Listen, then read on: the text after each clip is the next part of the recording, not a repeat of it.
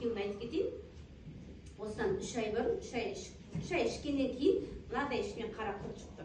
Қап-қара еді, өзім шошып кеттім.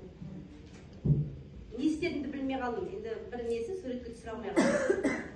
Ол менде аллергия болған. Менде 22-25 жылдан кетті аллергия. Менде көздің аллергиясы. Көзіме не жақсам да көзім ісіп кететін. Бояна алмайтынмын. Енді жас кезімде бояндым ғой. Қазір міне боянам, ешқандай аллергия жоқ. Аллергиям кетті біріншіден. Екіншіден, менде неврит болған. Бетімнен осыдан 22 жыл бұрын, 30 жасында неврит алған. Оған айтты, мен енді астатып қалып қойды. Сол енді кетпейді деген. Қазір осы невритім мен дұрысталып келе жатыр. Тағы да бір результатты айтайын. Менің қызымның одноклассницасы бірінші класс оқығанда бірге оқыған. Сол қыз қатты ауырып, инфекция түсіп, миына инфекция түскен ғой. Сол инфекциядан көзі көрмей қалды. Бірінші сөйлеп барған бала, кішкене ғана қол аяғы дұрыс жұмыс істемей врачтарға барған кезде, врачтар томография түсіріңдер деген, томография түсірген кезде сөйлеп барған бала сөйлемей қалды, көзі көрмей қалды, ештемені сезбей қалды.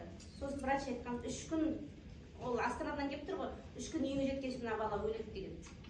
Ана бейшара сырны ойладым дейді, мен балам өлмейді, ол мүмкін емес деп.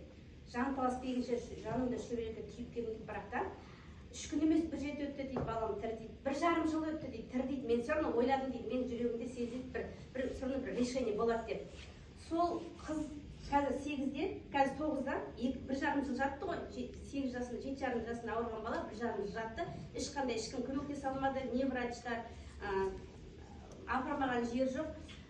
Өзбекстанда бір керемет врачтар келіп емдеді, бірақ ешқандай результат болған жоқ. Сол балаға мінекей 3 ай болды бергенбіз. Екі көзі екі жаққа кетіп қалған, уже қолдары бәрі тартылып жатқан, аяқтарын бәрі тартылған, весі кетіп бара жатқан, уже все уже на минус кетіп жатқан. 3 айдың ішінде ана баланың екі көзі орнына түсті, вес жинады, қазір қол тартылған. Кеше барған кезде Гүлмира екеуміз бардық, күледі, адамның дауысын естіп күледі, ана баласын, анасының жылағанын көрсетіп, мінекей менің реш, мен білдім дейді, мен сездім дейді, все равно бұл бала жазылады, мен сезгем дейді.